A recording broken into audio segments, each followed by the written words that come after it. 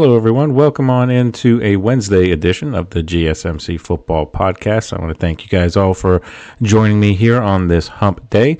And once again, we're always brought to you by the GSMC Sports Network.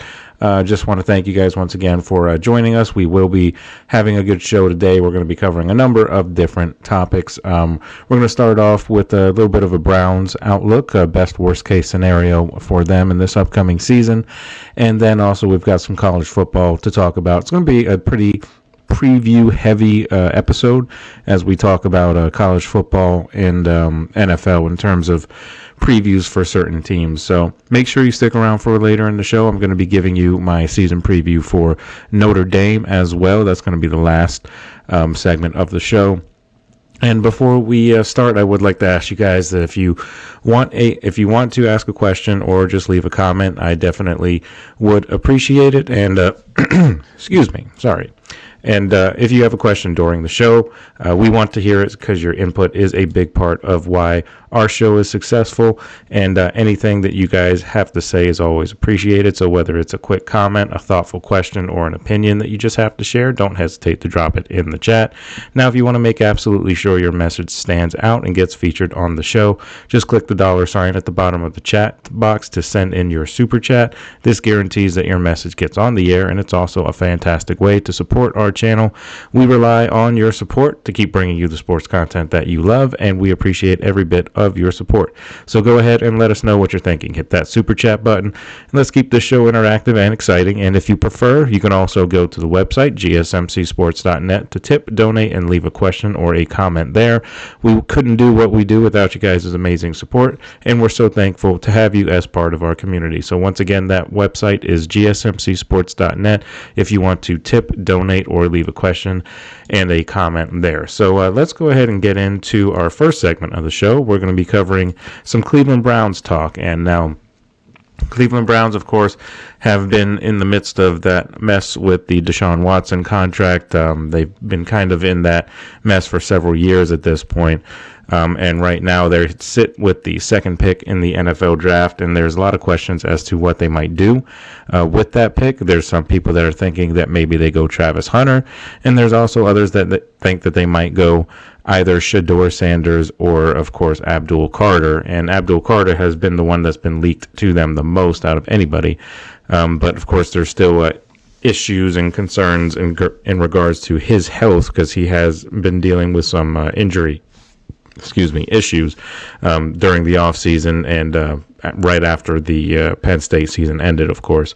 But just some things for the Browns. They still have a lot of talent on that defense, so they can always hang their hat on that. They signed Myles Garrett to his massive deal in the offseason, making him the highest paid non-quarterback in the NFL. And they, like I said, have an interesting decision on their hands when it comes to their draft. They've got a number of different guys that they could go to maybe shore up offensive, positions. And it also is going to depend on what happens with the rumors surrounding the quarterback situation. There's talk that there's a possibility that Kirk Cousins could come there, but they've got to deal with the contract and the dead cap hit and all of that. If they could work that out and get Kirk Cousins in town, then they could end up having a pretty decent season, if they're able to, nail this draft like they hope they can. And in terms of the draft, Travis Hunter being the Heisman Trophy winner is, a very electric player. And many NFL executives around the league do believe that Hunter is going to end up going to the Browns with that second overall pick. And the other thing, though, that the Browns are going to have to really answer is that quarterback position, though, because last year they threw the most interceptions in the NFL with 23 in a combination of several different quarterbacks, whether it be Jameis Winston or earlier on with Deshaun Watson before he went down with his Achilles injury. And they also intercepted the fewest passes defensively, only 4 interceptions last year, so they need to improve upon that as well. And they were the first team in 69 years to rank dead last in the NFL in interceptions on both offense and defense. First time that's happened since actually the 1955 Steelers did that way back when. And that was obviously before the Steel Curtain and all of that, so that was some dark days in the Steelers' history right there. But QB, like I said, that's the number one question for the Browns right now. That's what needs to be addressed most. The issue with quarterback in this particular class is it's not a super deep class. Cam Ward is the best prospect, and he looks to probably be gone to the Titans with the number 1 pick. So they could go Shedeur Sanders, although a lot of people are thinking Shedeur Sanders is not worth that high of a pick. So you don't know if they're going to actually do that, or maybe they go in a different direction entirely and go get somebody through a trade or, something like that. Because the other thing, too, is when Myles Garrett signed his contract, before that he was, talking throughout all of the media saying that his issue is that he wants to go to a team that can compete for a Super Bowl because he wants to win a championship, and it's not about the money and yada, yada, yada. But then he gets his massive contract with the Browns, and the Browns don't have a quarterback right now. So it's kind of strange that you want to win championships, but you sign or re-sign with a team that still doesn't have the quarterback position worked out, unless the front office told Myles Garrett in that press or in that meeting with him trying to work out that contract that they guaranteed a certain person as far as quarterback is concerned that maybe enticed him to want to stay.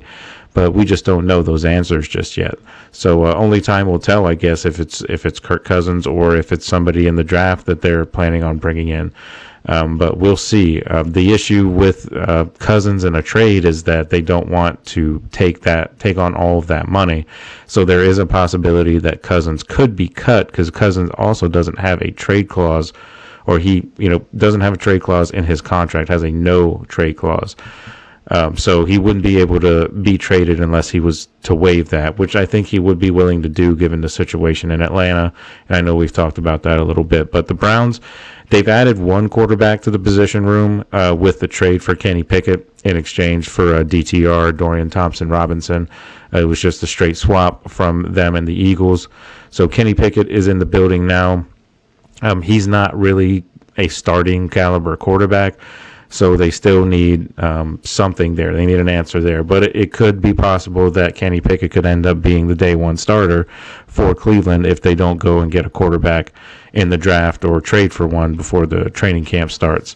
So they could be running with Kenny Pickett for all we know. But if they do, then, that's potential for a pretty long season if they do that. But in the running back room, they need to upgrade that position too, since Nick Chubb has been, most likely not going to be re-signed. He's an unrestricted free agent, so he's technically not on the roster right now. So they only have Jerome Ford and Pierre Strong Jr. as their running backs in the running back room now. So they need to upgrade that position as well. Luckily for them, it's a very deep running back class in this draft. So, if you take a look at just overall best case scenario for the Browns is they get a quarterback, they get their quarterback situation handled at least for now, and then they squeak into the playoffs with maybe a 9 or 10 win season. And I don't think they go much further than that if that happens. Worst case scenario is they don't figure out the quarterback position, they draft poorly, and then they are stuck in the same sort of routine that we've seen Cleveland be stuck in over the past several years, and just not been able to really break through as they struggle to get a quarterback, handled, or a quarterback actually signed and, dedicated to playing for the Browns. That's kind of been an issue ever since, as long as I can remember, really. But, Baker Mayfield was there and actually took him to a playoff game and led him to a playoff win. But, they decided to go, a different direction and went with Deshaun Watson. And then we've kind of seen how that's worked out over the past few years. So they need to get that position right. Otherwise, it's going to be the same old story in Cleveland. And it's really a shame because they're wasting a pretty good defense and a solid coaching staff for the most part by not shoring up this quarterback position. So if they can do that this offseason at some point, then maybe they can actually compete in the AFC North a little bit, because, we know the Steelers are probably going to be down in terms of having a down year, I would think, anyway. The Bengals should be better than they were last year, and the Ravens are, still the Ravens, so it's going to be a tough division no matter what. But the Browns have the possibility of being at least better than they were last year, which I know isn't saying much because they're the number 2 overall pick this year. So obviously they didn't have a great season, but they have a possibility to be a little scrappy if they can get the quarterback position right. On their offensive line, they need some replacements as well. They did add some key players to that line, Cornelius Lucas, Tevin Jenkins, to bolster that unit. One that dealt with multiple injuries during the 2024 season, but with a mainly healthy group that they have now with right guard Wyatt Teller, Jack Conklin, Ethan Pochik, and Zach Zinter, as well as the return of Joe Bitonio for this coming season, the offensive line should be at least a little bit improved. Now, they're still waiting on the return of DeJuan Jones, the tackle, but he's still recovering from injury, so we don't know if he's going to be ready by the time the season rolls around or how much time he might miss with that injury. On the defensive side of the ball, Cleveland re-signed Devin Bush, the inside linebacker, and also signed Jerome Baker to bolster that position, and they wait for the return of Jeremiah Owusu-Koramoah, who sustained a neck injury late last season. So whether or not he's going to miss any time this upcoming season remains to be seen. Cornerback room is running it back from the 2024 season. Tony Brown II re-signed in free agency. And, of course, the room is led by four-time Pro Bowler Denzel Ward and also Greg Newsome II, as well as some young players like Cameron Mitchell, Martin Emerson Jr., and Miles Harden, who also found their roles respectively in the secondary. Now, they did lose Juan Thornhill to the rival Steelers in the AFC North, so they'll need to of course, try and replace him, but he wasn't really, a every down starter. He was more of a depth piece, but still a solid guy. So that's still somebody they're going to have to replace. And safety is going to look a little bit different for the Browns this year with the retirement of Rodney McLeod. Grant Delpit is that veteran presence that's in that room right now with Ronnie Hickman and Chris Edmonds as the young players in the group.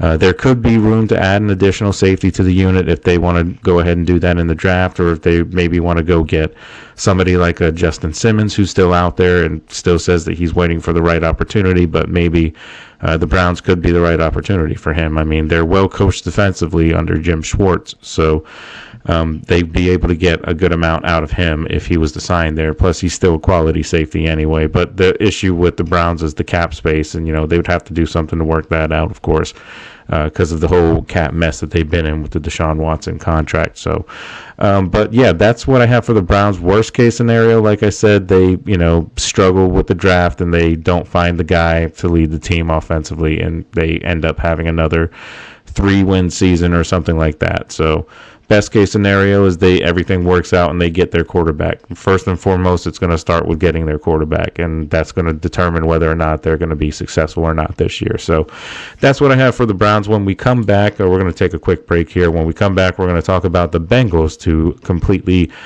complete. Yeah, that's a great phrase. But to finish up the AFC North that we've talked about on this segment. So stick with us, and we'll be right back right after this. I feel like I'm losing my mind. Is everybody in the world blind? Please, Lord, give me a sign, a sign. I feel like I'm losing my mind. Is everybody in the world blind? Please, Lord, give me a sign, a sign.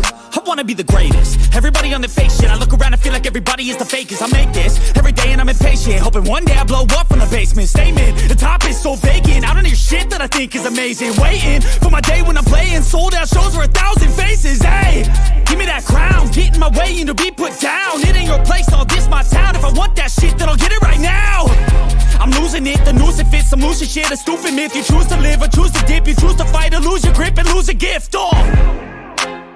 I feel like I'm losing my mind. Is everybody in the world blind? Please, Lord, give me a sign, a sign.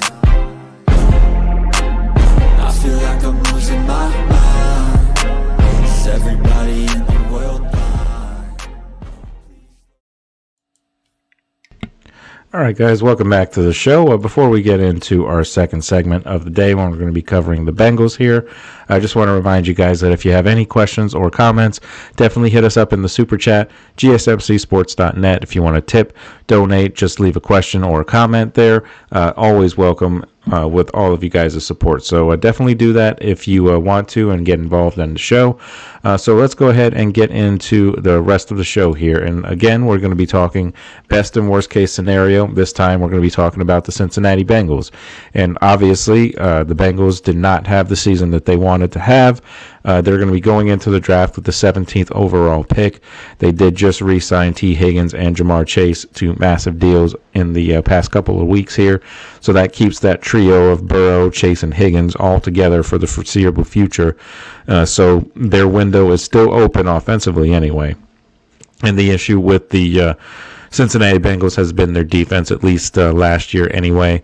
The past 2 seasons, though, have been extremely disappointing for the Bengals. After they made it to a Super Bowl and an AFC Championship game in back-to-back seasons, they've now missed the playoffs the past 2 seasons. So definitely disappointing in that regard. And part of the problem is they continue to have slow starts to the season and get in holes, whether it's 1-4, 0-3, whatever the case, and they're fighting and clawing their way back throughout the course of the season. And these past 2 years, they have been unable to get past that record, and they, have missed the playoffs those past 2 years. Last year was especially heartbreaking if you're a Bengals fan, because Joe Burrow put up MVP-level numbers, leading the NFL in passing yards and passing touchdowns, and Jamar Chase could have really, if it was a different kind of award, if MVP was not a quarterback award, Jamar Chase might have won MVP himself, because he won the Triple Crown, which was just basically leading the NFL in every category in the receiving department, receiving yards, receiving touchdowns, and then, of course, receptions. So he was fantastic, and still T. Higgins was great, too. He didn't have the numbers that Jamar Chase did, but nobody else had those numbers either. But he's still very, very good, and there's a reason why they wanted to lock both of those guys down, not just Jamar Chase. But like I said, the offense is not the issue. It's the defense. The defense was the problem last year. They have fired their defensive coordinator, Lou Anarumo, and although I don't necessarily agree with that firing, because I think a lot of it had to do with personnel as far as why they just weren't very good last year. Had a lot of guys with not much experience and just a lot of guys that just weren't very good overall. But he, was the scapegoat in that regard. But with his firing, that's going to pretty much put the whole hot seat completely on Zach Taylor, because now there's no real scapegoat at this point. You've gotten rid of the guy that you could use as a scapegoat, but at this point, Zach Taylor needs to be concerned if they come out and they start the same way they've been starting the past couple of years, coming out with maybe a 1 or 2 bad losses, and then you get into a hole early in the year. If that happens again, then Zach Taylor's his hot seat is going to basically be on fire at that point, and it would not surprise me if they missed the playoffs this coming year that you could see Zach Taylor get fired in Cincinnati. I absolutely believe that he's coaching for his job at this point. You can't have an offense like that and then miss the playoffs in the past 2 years and still keep your job. It's not going to happen. I mean, this isn't the Steelers, who never fire their head coaches. This is a different franchise, that is used to, turning over into new head coaches. So he could be on the hot seat. I think he's definitely on the hot seat this year and could be out if they have another bad year this coming season. Now, on the personnel side of the ball, just some of their departures. They lost their right tackle, Trent Brown, as well as right guard, Alex Kappa. They lost basically their entire right side of that offensive line in the offseason. Now, the offensive line was kind of an issue last year as well, but this doesn't do any favors for them by losing more people on that line. Now, you would think they're probably going to rebuild from the draft, of course, and they most likely will, maybe in the later rounds, or maybe they do it in the first round. Who knows?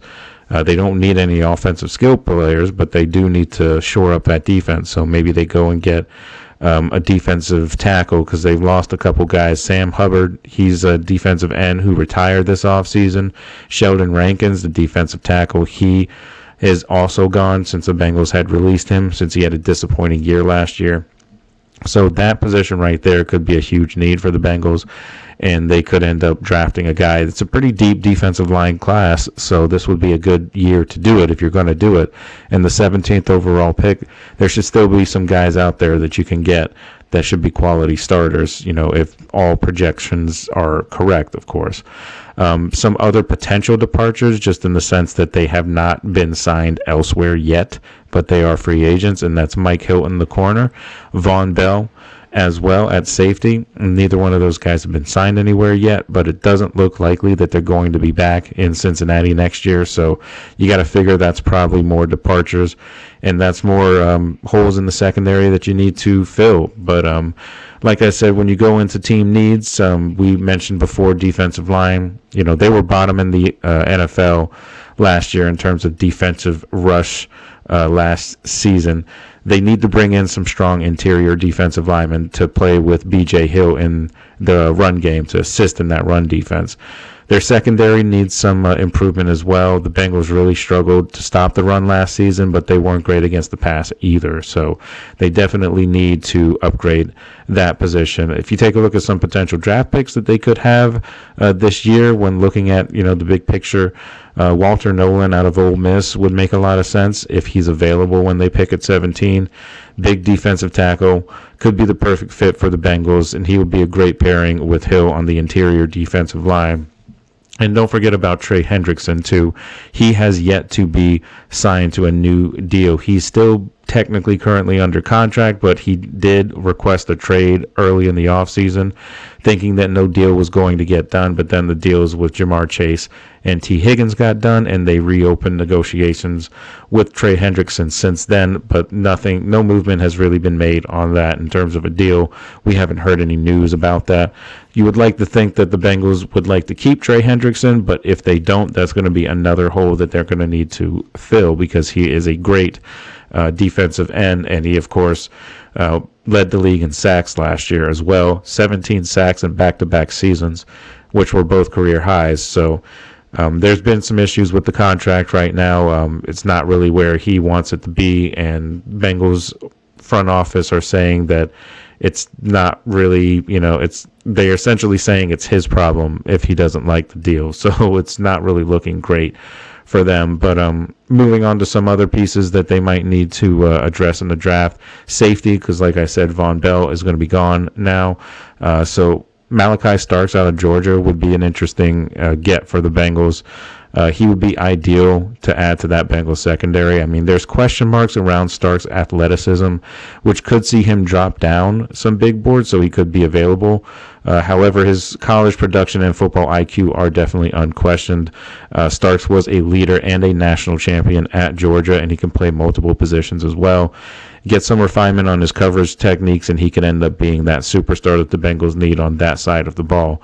But a lot of upside in that guy, so wouldn't be surprised if he's available if they go ahead and get him.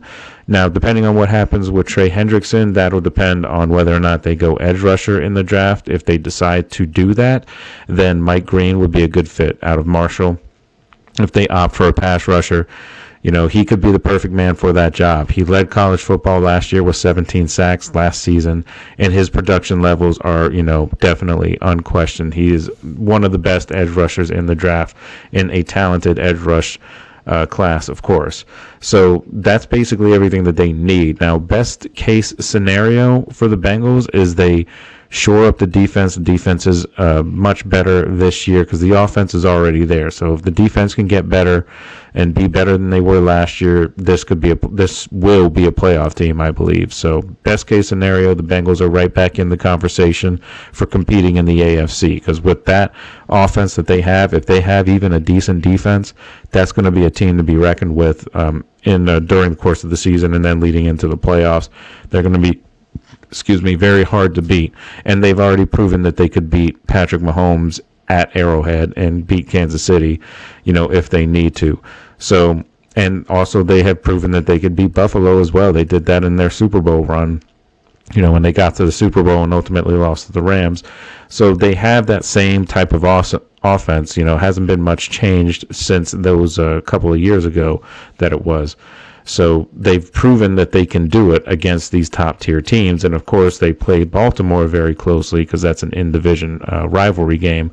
So they can hang with Baltimore for sure. And they, even last year when they had both games were very, very close down to the wire games, the Bengals had a terrible defense, but still were hanging in that game. So you have to figure, if they had any kind of defense at all, they probably win one, if not both of those games, and then they're in the playoffs instead of watching from home.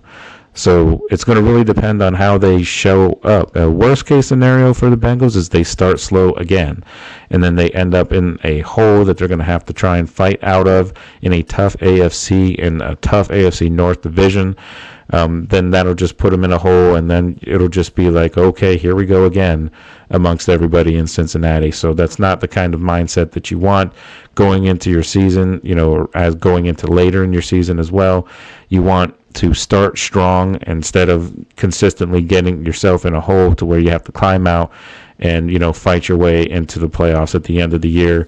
And that's, a risky game because things not necessarily can always go your way.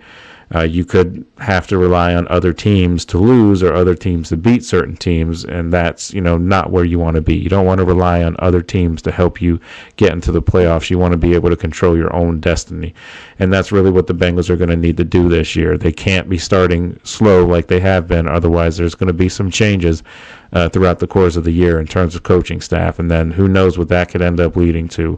Could end up leading to a high draft pick for them if it all just goes, really, really badly. But, if everything goes well, this Bengals team, I think, is absolutely capable of competing in a tough AFC in the playoffs, because nobody's going to want to play that offense with as good as they can be.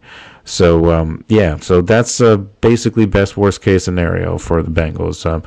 When we come back, we're going to dive into some college football for the rest of the show. We've got 3 season previews coming along here, and our College Corner segment is going to be taking up 3 different segments today. So got a lot of college football to cover. We're going to start off with Alabama, and then we're going to go to Clemson before ultimately making our final stop at Notre Dame in terms of looking at their season preview and what they could be looking at this coming college football season. So stick with us.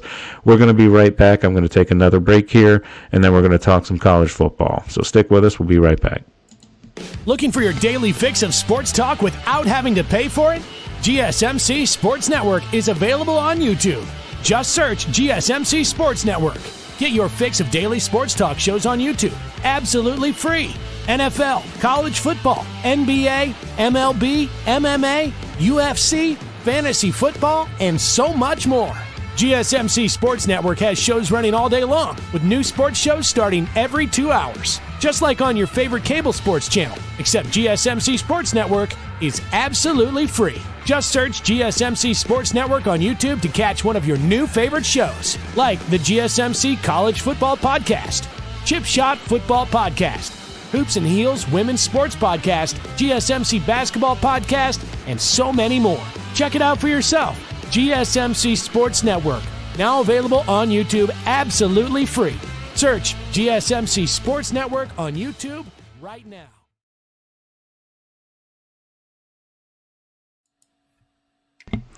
All right, guys, welcome on back to the show. We're going to go right into our College Corner segment here, and we're going to talk about Alabama Crimson Tide. And, excuse me, so taking a look at Alabama, last year they had, by their standards, something of a middling sort of season, kind of an average season, not anything super, super exciting going on for Alabama last year. They're looking to hopefully regroup this coming season. They've got a new offensive coordinator, a new quarterback, and a whole new identity, really, coming into this coming season. So quarterback is the intrigue that's going to rule the storylines from just about any team, but especially Alabama right now. The veteran backup is impressing people right now with his running ability in Ty Simpson. He's looking to be most likely the starter going forward, but they do have other guys on the roster that are going to be competing.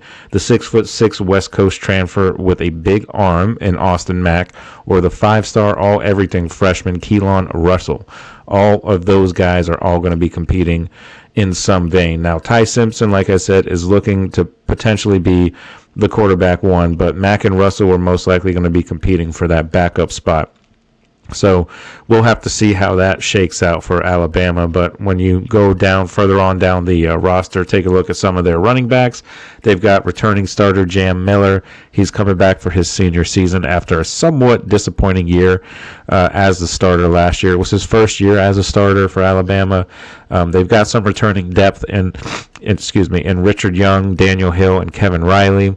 And they've got a couple of new players in Dre Washington and A.K. Deere as well. So Alabama struggled really last year. They struggled with the running of the ball. They struggled really to even call running plays for actual running backs for much of the season. So there's hope that they can have a more coherent rushing scheme with the new offensive coordinator now. Since last year, they were fourth last in rushing attempts last year in all of college football. So they're hoping to be much better this year in that regard with the new offensive coordinator coming in and, hopefully having a more creative sort of playbook, and they can maybe have some more of a two-dimensional sort of offense instead of just a one-dimensional sort of offense where they were trying to just basically let Jalen Milroe do whatever he could to make plays, last year. So for the most part, he did, but, Alabama still were not what they normally are last year. So past that, though, Richard Young was the number 3 back for Alabama last season and flashed quite a few nice runs. So he's expected to be the number 2 guy behind Miller. At tight end, Danny Lewis is out for the spring with injury, so that's giving freshman Caleb Edwards, who is not enrolling until summer, actually, and then the tight end position group is severely short on depth because of both of those guys.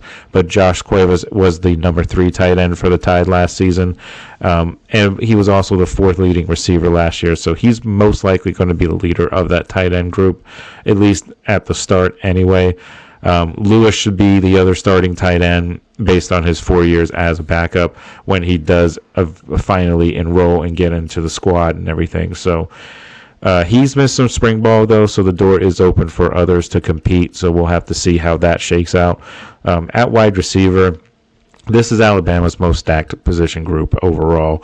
Bernard and Williams both return as the Tide's 2 best players on offense in 2024.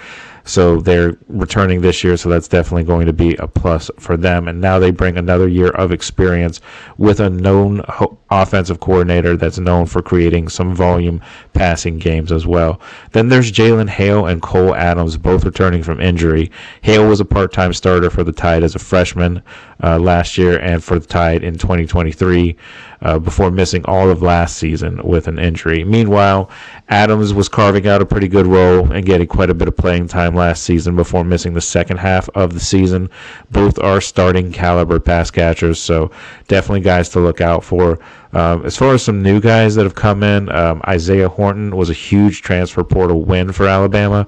Big-bodied veteran receiver, brings 56 catches, 616 yards to his from his season in Miami when he was catching passes from Cam Ward. Brings that to the group and is expected to be the 3rd starter alongside Bernard and Williams. Oh, and also, don't forget about Jalen Mbakwe as well. He's a former top 10 prospect, and he's got Olympic-level fast track speed who can play defensive back. He played defensive back as a freshman last year, but he's actually switching over to wide receiver this year. So by most metrics, Alabama had a top 10 defense in the country as well. Speaking of defense, with the defensive back there. So last season, in Kane Womack's first season as the defensive coordinator, they did have a top 10 defense in the country. So Alabama typically always does have a very good defense. So that's not super, surprising. But the 3 starters on the defensive line in Womack's 3-3-5 scheme, they're pretty well entrenched at this point. Left tackle Overton returned for his senior season, and he will start defensive tackle. I said left tackle, defensive tackle. Tim Keenan returned for his 5th year and will start at nose tackle. Rising junior James Smith really came on over the second half of his sophomore season, and he's likely going to start at defensive tackle for Alabama. And Alabama should have pretty good quality depth, if nothing else. The Crimson Tide also added Florida transfer Kelby Collins out of the portal, so he should provide some pretty good snaps overall right away. So Alabama as a whole, they've got some work to do as they're still trying to rebuild this team from, of course, the glory days when Nick Saban was running the show and they had all-star players basically every single season. Now it's a little bit different. Now with Kalen DeBoer as the head coach going into his second season as a head coach of Alabama, there's going to be a little bit more expectations on him, but they've got a whole new quarterback room, so that's going to be the big question really, is if they can get production out of those guys. Some of the guys that are coming back also want to get some additional playing time and experience from those guys, but it's those young guys and the transfers that you want to get as much development out of and get some good quality production out of all of those guys. So whether it's Ty Simpson or any of those other backups, it looks to be Ty Simpson right now as we stand in spring ball. But that could change depending on how the rest of spring goes and, how the early season goes. It could end up being either Austin Mack or the freshman Keelan Russell. If he shows out in spring, then it's very possible that he could end up being the number one guy, or at least could get some playing time as the season goes along. But as of right now, it's still supposed to be Ty Simpson. So we'll see how that goes along. And, with Jam Miller as well, he returns for his senior season. Like I said, he was a decent back, but I think he's going to have a lot better of a job to have this year because of his having the new offensive coordinator and everything is definitely going to be a plus for Alabama. So I apologize. I'm getting over a cold here. So I apologize if I don't sound great. But, so overall, I think Alabama, they're going to be not too much different than what they were last year, in my opinion. I think Alabama could get maybe 8 or 9 wins this coming season. It's a pretty tough SEC. They, of course, have a tough schedule overall. So I could see Alabama squeezing out maybe 9, maybe 10 wins. And, they're always going to be in that conversation, most likely, when people are talking about playoffs and things like that. They may not be the powerhouse that they used to be back when they had Saban and all that, but they're still, competitive every single year. They're still in that conversation. They're still Alabama, really, so you got to give them credit, and you can't really count them out because they're always, producing quality talent at the NFL level as well. So, definitely a team to watch out for overall. So that's what I have for Alabama going forward. So we're going to continue this series after this break here. When we come back, we're going to be talking about Clemson a little bit, see what I think that Clemson might end up doing. Now, they actually have a pretty stacked roster with a star quarterback and everything, so it's going to be interesting to see how they roll out the season as well. They've got another tough schedule, too, playing in the ACC. They won the ACC last year, so we'll have to see how they bounce back or how they continue that and improve upon that this coming season. So stick around. We're going to get more into detail about Clemson, so we'll be right back right after this.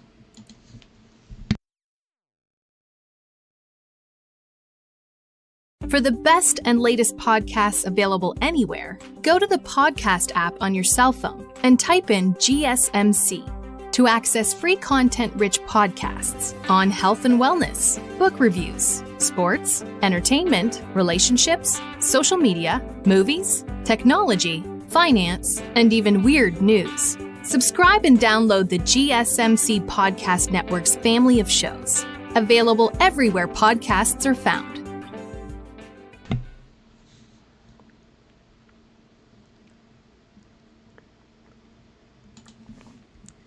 All right, guys, welcome on back to the show. We're going to get right into our continued series here, our College Corner, and we're going to be talking about Clemson in this segment here. Now, Clemson getting to the playoffs last year, of course, was a big achievement for them. They hadn't had really any kind of success in the past few years trying to rebuild that team under Dabo Swinney, but their football program has gotten plenty of love lately in the early preseason rankings. For this coming season. A lot of people touting the Tigers as a top 10 team entering this coming season. Like I said before, they won the ACC last fall and returned to the college football playoff without anywhere near one of its better teams that have been under Dabo Swinney. So they were able to overachieve for the most part last season. So they're hoping to build on that, and they have a star quarterback that it all starts with, and that's Cade Klubnik. He's one of the nation's most experienced quarterbacks. that's going to be there in Death Valley for them. He's going to operate under coordinator Garrett Riley for the third straight year, so there's continuity there, a lot of familiarity, so there shouldn't be any kind of drop-off in terms of play there because they're all familiar with each other. So that offense should be a lot better and more improved this coming season. Defensive line and wide receiver, two positions where Clemson has historically thrived under Dabo Swinney, are once again projected to be strengths on this team. New defensive coordinator they have now with Tom Allen. He comes over from Penn State and inherits a group of linemen in 2025 that should help return Clemson's defense to one of the nation's best units overall. Clemson typically does have a very good defense, and they also, like I said, just also usually have very talented wide receivers. There's a list of wide receivers that have come from Clemson, especially in recent years. Guys like DeAndre Hopkins and Martavis Bryant. Those guys, even though Bryant kind of faded there with some off the field issues, there was no denying the talent that he had and that he possessed. And of course, DeAndre Hopkins, speaks for himself. All-world receiver, getting on the back end of his career now, but in his prime, he was fantastic, and coming from Clemson too. So they have a history of, developing really good wide receivers. Also, Hunter Renfrow too came from Clemson as well. So that's another scrappy player in the NFL who's usually pretty solid and decent player. So they're used to having these talented guys on offense, and it's going to be no different again this coming season. So defensive end, like I said, on defense, should be a pretty solid unit. Defensive end TJ Parker and defensive tackle Peter Woods, are both future pros. I'm sure they will be in the NFL draft relatively soon. As for Parker, he had 19.5 tackles for loss last year and 6 forced fumbles.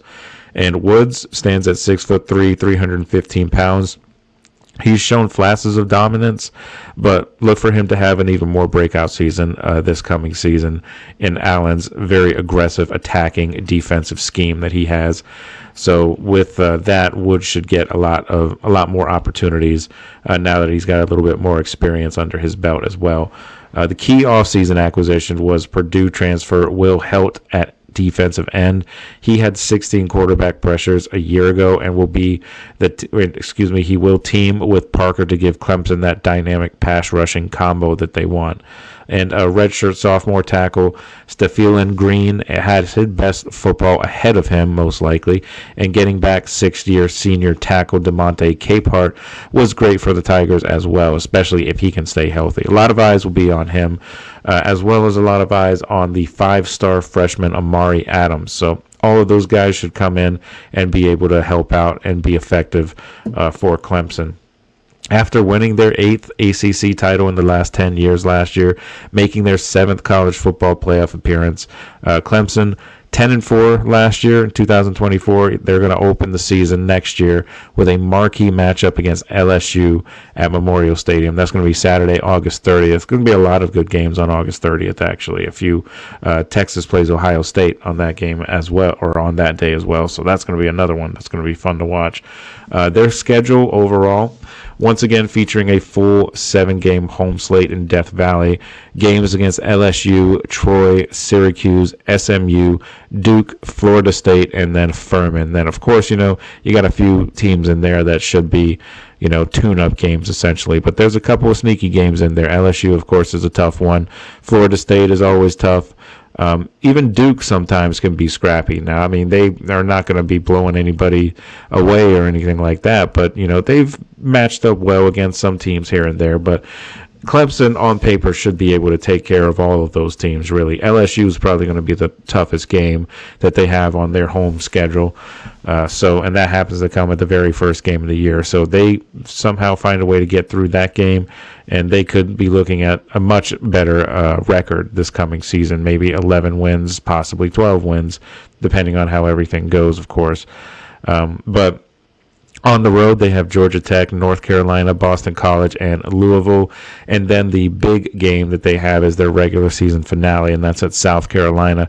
Now, we've talked about South Carolina a few times on this show in the past, and what I am really liking about that South Carolina team is that defense. Their defense was good last year, of course, but this year it's supposed to be even more improved with a lot of experience on that defensive side of the ball, a lot of explosive playmakers as well. So that's going to be a tough game for Clemson to get through, but it's a rivalry game, so those games are always tricky anyway. This should be Dabo Swinney's best team since his last national title, which was a few years ago in 2019, I believe it was. But their strengths on offense are Cade Klubnik, like I said, the return of him, who has made the significant progress under Garrett Riley, and he's a major boost for that offense. The offensive line is expected to be mostly intact from last year. They should provide a pretty strong foundation for the running game as well as protecting Cade Klubnik as the season goes along. Wide receivers, as we mentioned before, Bryant Wesco, TJ Moore, and Antonio Williams. That's a pretty strong class that they have, or pretty strong room, I should say, in that regard. So defensive improvements, like I said before, the new defensive coordinator coming in, Tom Allen, new DC, and he's expected to bring improvements to that defense. The defensive line, a historical strength, as we said before, is projected to be a strength once again with players like we mentioned, TJ Parker. That run defense, they struggled against the run a little bit last year, but they're looking to hopefully improve in that area as the season goes along. And we mentioned their schedule. They have a pretty tough schedule, although they are expected to be the favorite in the ACC, and they're projected to be a playoff contender this coming season. They made the playoffs last year with arguably a lesser team than they'll have this year. So the thought is that they're probably going to be in the mix for possibly even a national championship. If they can get into the playoffs, anything can happen, so we'll see. But like I said, it's a challenging schedule, so those home games are going to be testing, especially with those interconference ones and then the LSU game. So also, those road trips to Georgia Tech and Louisville will be tricky as well. But on paper, they have a better team than all of those teams, so they should be able to get the job done. LSU, kind of a toss-up because LSU has got a pretty good squad too, and they're returning some high-quality talent as well on the offensive side of the ball. But Clemson's receiving pretty high praise in the early preseason rankings. Some analysts are predicting them to be a top 10 team, and other analysts are predicting them to be a possible national championship contender. So a lot of good positivity coming out of Clemson camp right now. The biggest game outside of the LSU game is that South Carolina game, so that's really going to kind of tell the tale of their season, and it ends their season essentially, so wherever they are record-wise, we'll see. But that South Carolina game is going to be tough. So overall, Clemson is poised to be a pretty strong team. They should have a strong season, talented roster, new defensive coordinator, but they have a challenging schedule. So if they can get over the challenging schedule with that talent, they should be a top 10 team, and I believe they should be a serious contender in the college football playoffs. So we'll see, in a couple of months when we get some, August football, some college football, and we'll find out if Clemson is really going to be a dominant team, or at least, be a serious, legitimate contender. We'll find out in the first week of college football against LSU, that tough matchup. So we'll see what happens there. But that's what I have for Clemson. I think a 10-win season, maybe 11 wins, is a possibility for them. I think they get into the playoffs, and I think they win a couple games, and they potentially challenge for a national championship. That's what how highly I think of Clemson this coming season. So we'll see if that turns out to be true. We're going to come right back. We have one more segment about college in the College Corner, and this one is Notre Dame, the Fighting Irish. Of course, they got to the national championship game last year and lost to Ohio State. So we're going to talk about how they can maybe overcome that hump and maybe possibly win a national championship this coming season. So stick with us. We're going to take one final break, and then when we come back, we'll have our final segment. So stick with us. We'll be right back.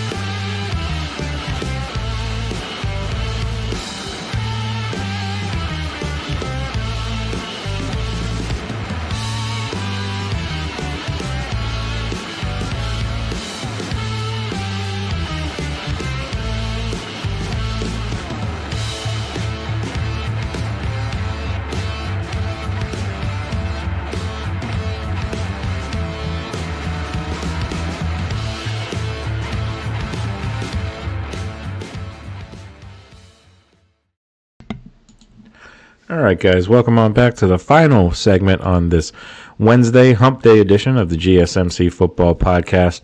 Hope you guys have enjoyed it as to this point. We've got, like I said, one more segment here, and we're going to cover it. College Corner, we're going to cover the Notre Dame Fighting Irish outlook.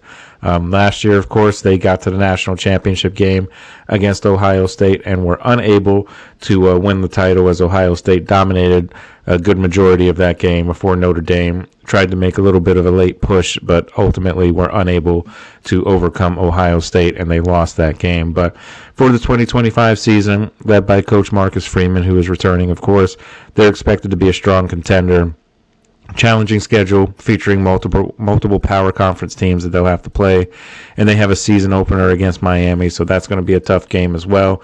Miami, of course, have a new quarterback situation going on with Carson Beck there to transfer from Georgia, so Cam Ward is out now with being in the NFL draft, most likely going to the Titans, so Miami will have to deal with that as well. But Carson Beck was a solid quarterback at Georgia, so it's going to be a tough game for Notre Dame for sure. But they kick off that game on August 31st. That's on the road against Miami. Schedule-wise, their conference opponents, the Irish will face teams from the SEC and the Big Ten, 2 games each from each of those conferences, and also 6 games against the ACC as well. And a couple other notable games. They also played Boise State and Navy, as is tradition with that schedule. So some rivalry games, just going through their schedule here a little bit. Rivalry games they play Purdue, USC, Boston College, Navy, and Stanford, all rivalry games with rivalry trophies, actually.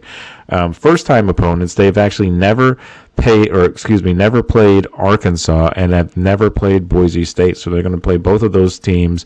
They travel to Arkansas, so that'll be a first for them, and they host Boise State, so they won't be playing on that blue field.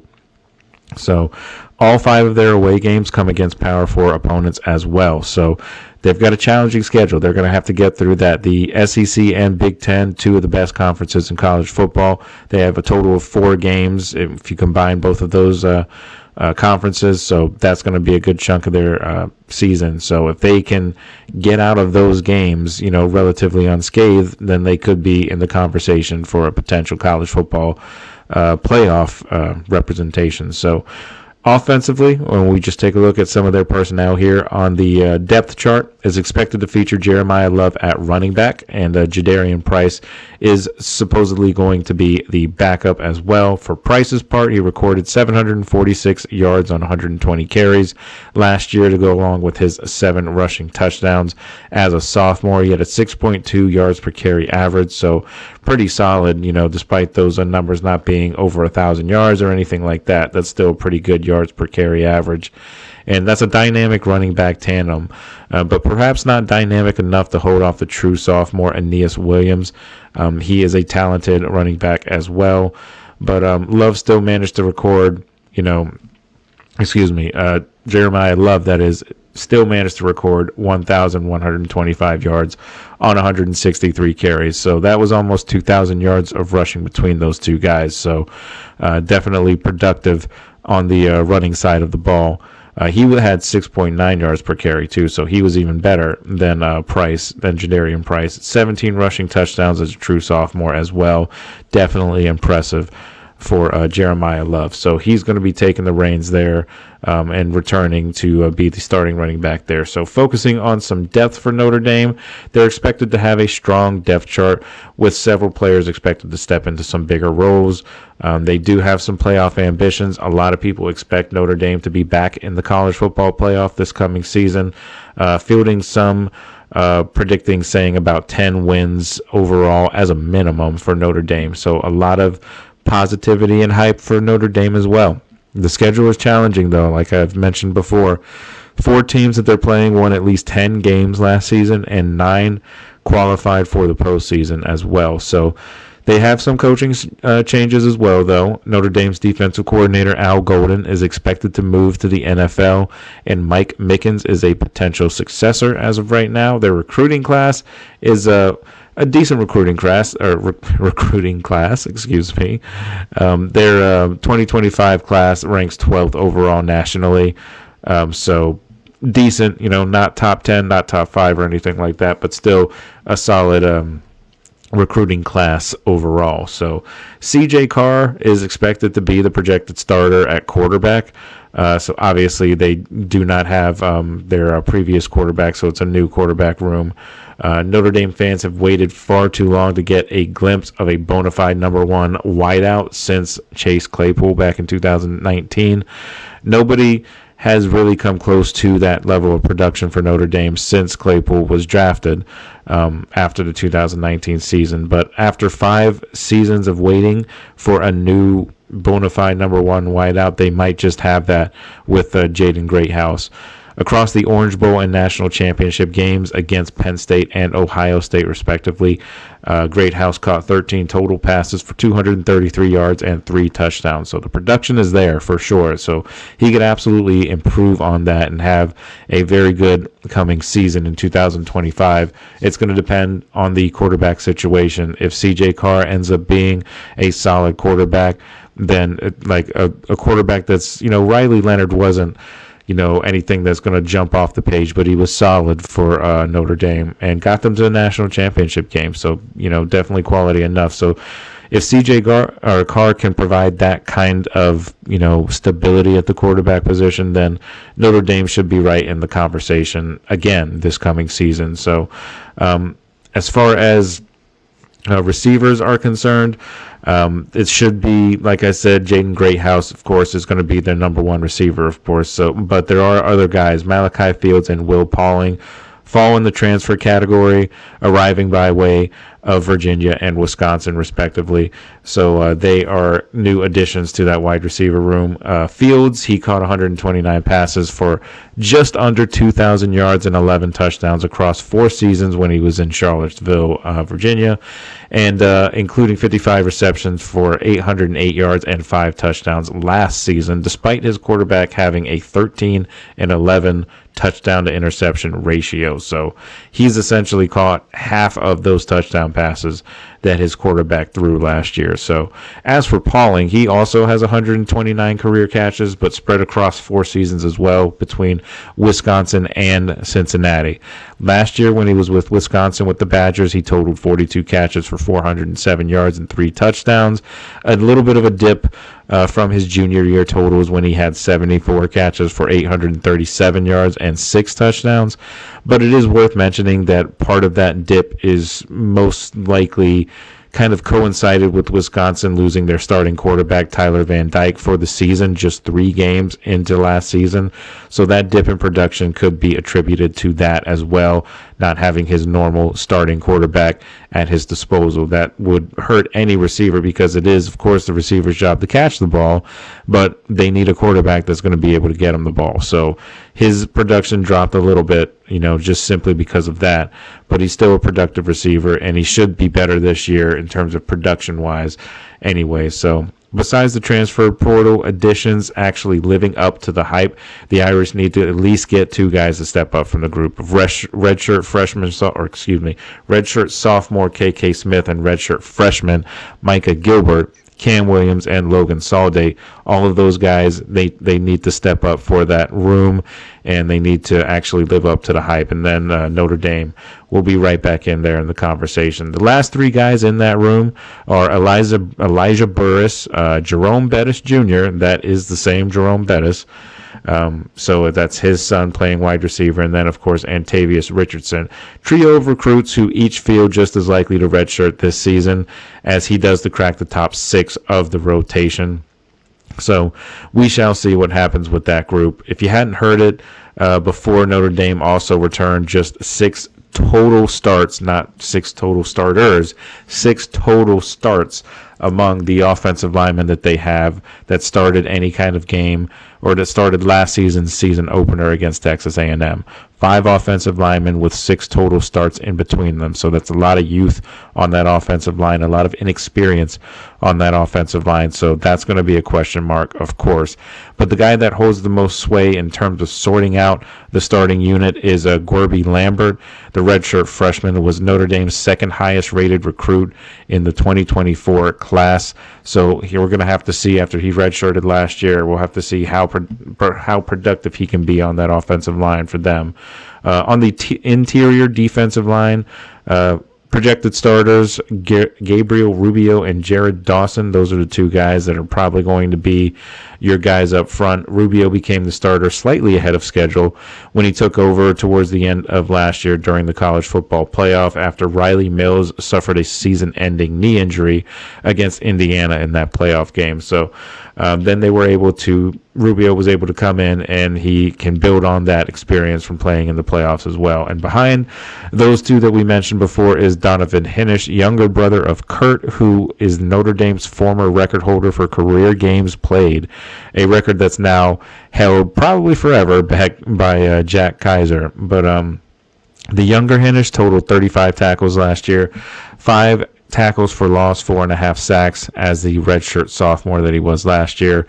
He'll once again play a second string role alongside either Elijah Hughes, an undergrad transfer from USC.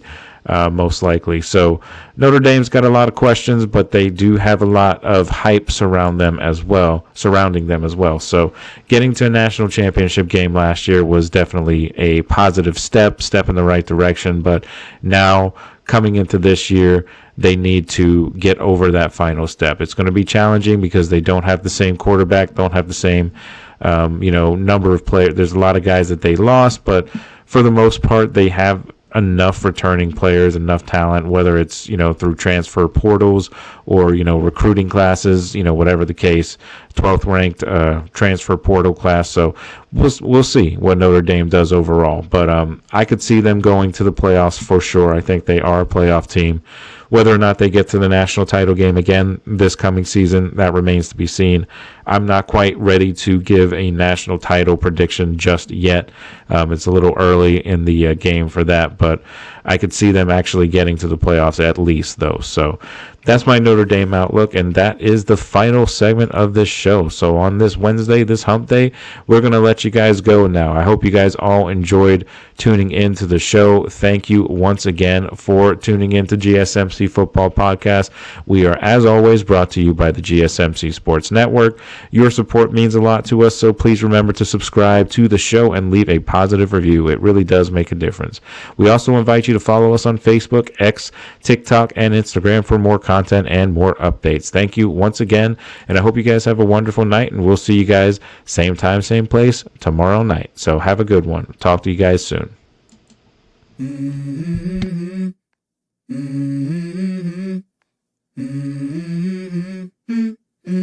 Let's go. I wake up to a little bit of drool on my pillow, feel like it's gonna be a bad day. Yeah, I'm tired of shit, and the coffee ain't hit yet. Damn.